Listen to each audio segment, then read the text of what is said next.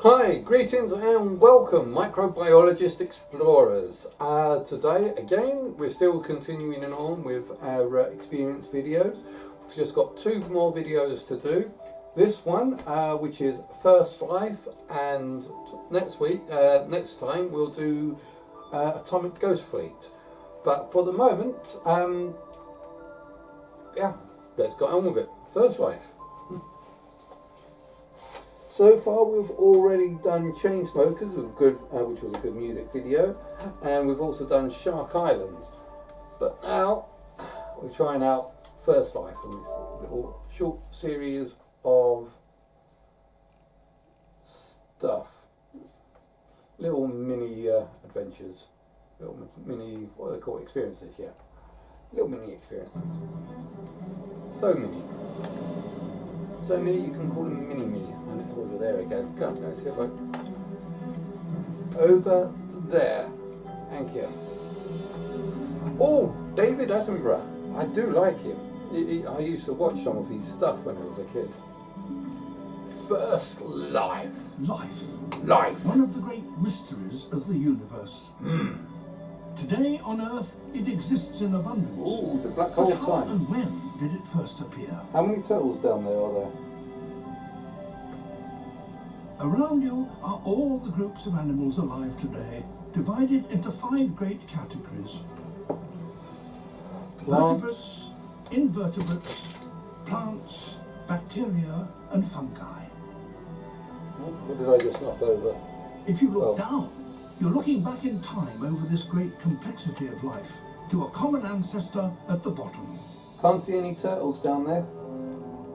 Humans first appeared around 2 million years ago. The dinosaurs were wiped out 66 million years ago. The first complex multicellular organisms arrived around 550 million years ago. But for the first 3.5 billion years after the formation of the Earth, all that existed here were microscopic single-celled organisms.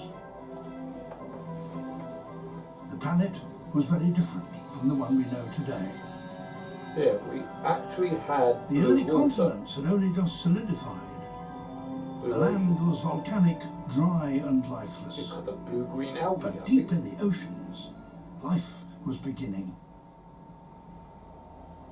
Yeah, I think the water, the oceans back there was supposed to be Here, really there blue, were deep single-celled blue, virulent, organisms.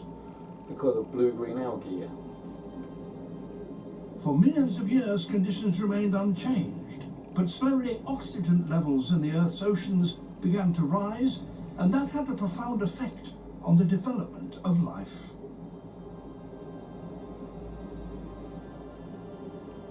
Cells began to stick together, forming clumps, some of which would eventually evolve into the complex animals we know today. These clumps of cells were held together by strands of a new protein, collagen. It's sometimes called the sticky tape of the animal world. It's the most common protein in our bodies. Collagen enables cells to stick together. The advantages of being multicelled were Almost many. like DNA. Clumps Almost. of cells could collect food more effectively. They could control the internal workings of their bodies, and by working in a coordinated way, be more efficient. It was the beginning of complex life.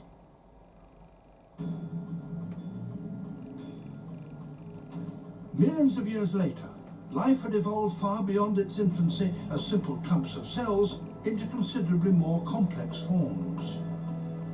Charnia was a member of a community of creatures that lived at the bottom of the ocean 550 million years ago. Okay. This strange leaf-shaped organism is the oldest large multicellular creature we have yet discovered. Anchored to the sea floor, well out of the reach of light, they grew up to 6 feet 2 meters tall. Having such a simple body plan came at a heavy price. Just a few million years after they first evolved, they vanished. An evolutionary dead end.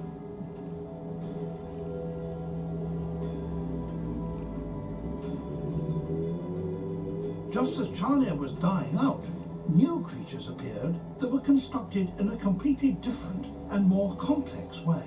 And they were able to take a new and crucial step. They began to move. It had taken 3,000 million years for multicelled organisms to appear. But just 50 million years later, an evolutionary blink of the eye, creatures we might recognize as animals were taking shape. Dickinsonia crept about, feeding on the organic matter on the sea floor beneath it.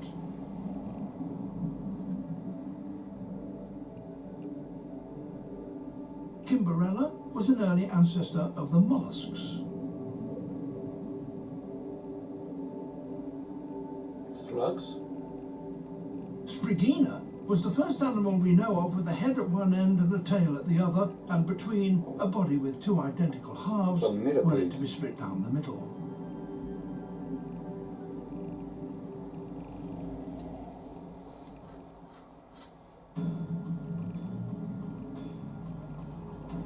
Just a few million years later, around 542 million years ago, these animals began to evolve so rapidly that life seemed to have exploded into a multitude of new forms. During the next 10 to 20 million years, animals increased in numbers, diversity and size as never before.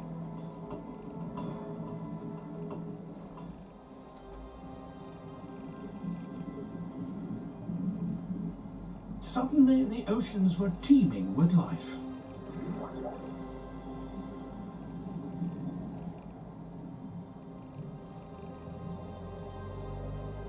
Pikaia was a tiny worm-like animal, but it had something new, the beginnings of a backbone. It, or something very like it, was the ancestor of all vertebrates. And here is Opabinia, an animal so bizarre it looked like an unusually bold evolutionary experiment. The flaps along its side enabled it to propel itself forward. It had 5 eyes to search for food and a strange trunk with which to collect it.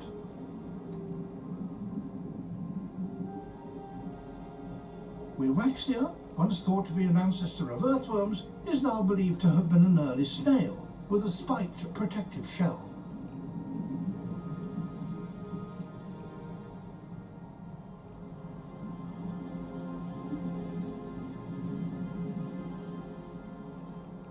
Hallucigenia was even stranger.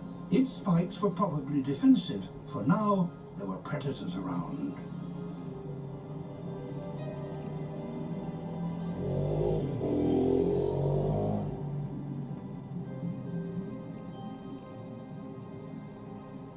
Anomalocaris may have been an ambush hunter waiting in concealment to grab unsuspecting prey. Like that one. There you go. Oh, no, that one. Well, hello. It could grow to over 1 metre, several feet in length. It was, as far as we know, the first big predator on Earth. Well, and I can't see it.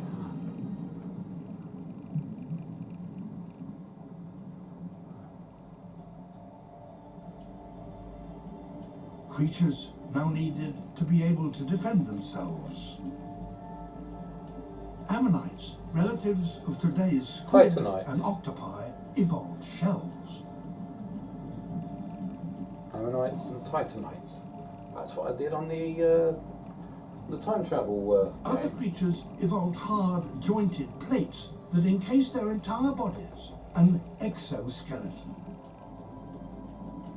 This innovation led to some of the most successful creatures in the history of life, the arthropods.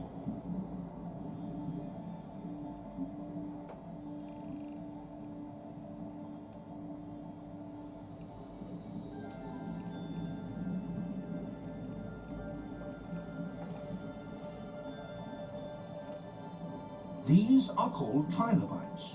Their exoskeletons made them very successful, and they colonized all kinds of different habitats, just as modern arthropods do today. So far, we have discovered about 17,500 different trilobite species, and they came in a whole variety of different shapes and sizes. Today, the trilobites are extinct, but in their heyday, the continued evolution of their exoskeleton enabled their arthropod cousins to dominate the oceans. Then, 450 million years ago, some arthropods appeared that were truly giants. Sea scorpions grew up to 2.5 meters, 8 feet in length.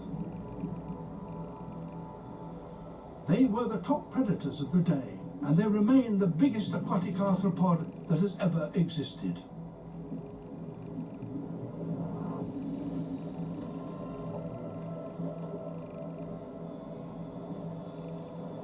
Out the way.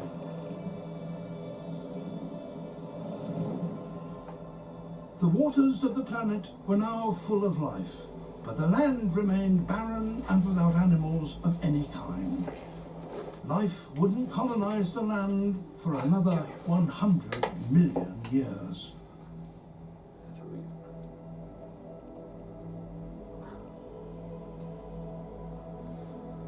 Cool.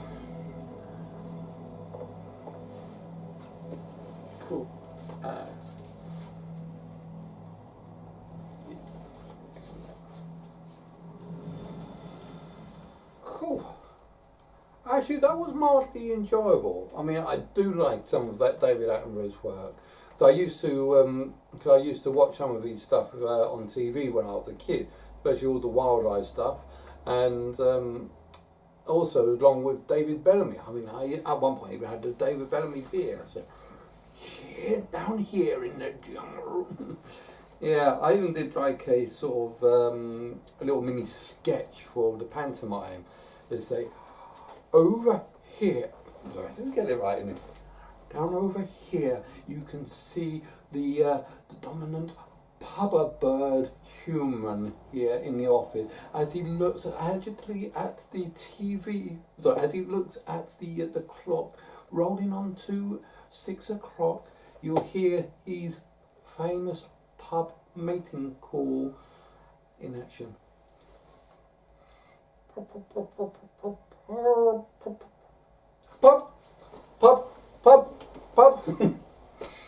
Sorry, little song that I was working on with the theatre. Yeah, maybe I'll do a little video on that at one point. But there was sort of a little comedy stuff that I was doing in relation to David Bellamy. But hey ho. Yeah, I mean that wasn't too bad. Like I said, it was only a couple of quid. But I think we've kind of lost. Do you really want to pay a couple of quid for something like this or not? It's a good question. I mean, it is short, it is sweet, but not sort of the thing that you would probably want to like pay. I mean, most people when they want to pay something, they want to get like at least an hour per pound. I mean that's.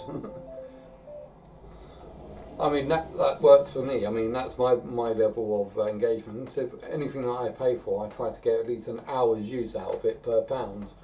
But £2.50, £3, I'm not sure. I'll leave you to decide that. But for the moment, I hope you've enjoyed this as much as we've enjoyed watching it. Please don't forget to like and subscribe, and tune in next time for Atomic Fleet. I think that's Atomic Fleet that's next. Atomic Ghost Fleet. So that'll be the one that we'll be doing next time.